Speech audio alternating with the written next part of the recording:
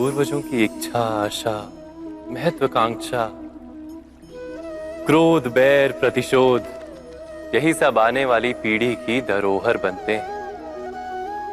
माता पिता अपनी संतानों को देना तो चाहते हैं समस्त विश्व का सुख, पर देते हैं अपनी पीड़ाओं की संपत्ति। देना चाहते हैं अमृत, पर साथ ही साथ विष का घड़ा भी भर देते हैं।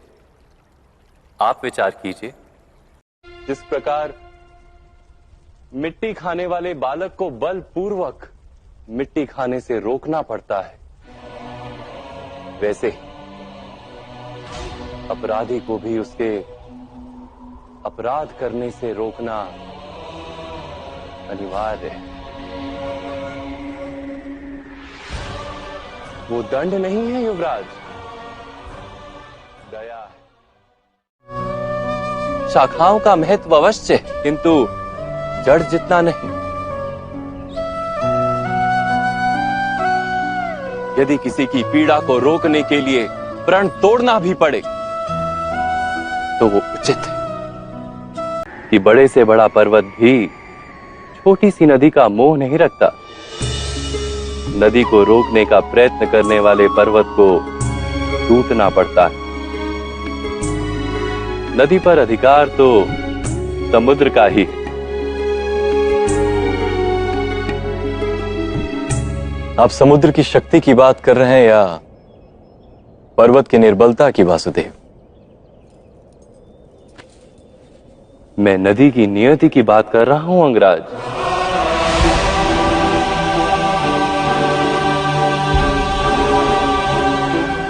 मेरे सामर्थ्य का परिचय कभी भी नहीं हो पाएगा। याद है जब आपके हाथ में धनुष नहीं,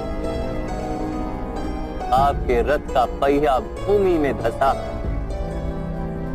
और आपको अपनी विद्या का विस्मरण हो गया। ऐसे अवसर का लाभ उठाकर आपका वध करना पड़ रहा है। क्या यही आपके सामर्थ्य का प्रमाण नहीं? तुम्हारी इस उद्दंडता के लिए मैं तुम्हारे प्राण ले लूंगा।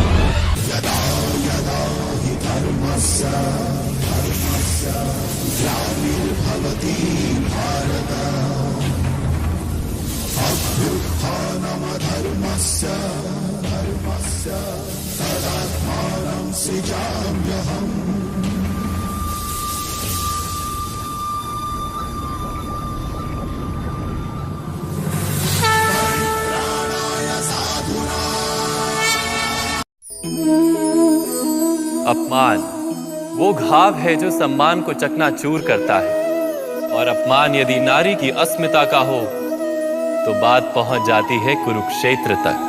आज भी यदि नारी के सम्मान को कोई छेड़ दे तो छिड़ जाती है महाभारत।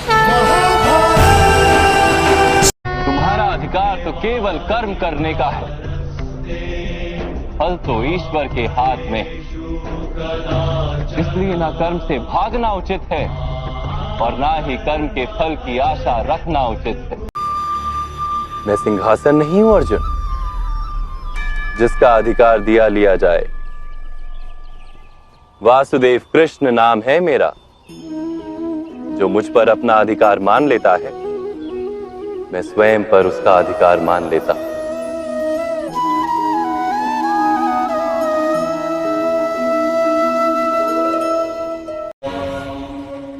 किंतु जीवन हो या युद्ध,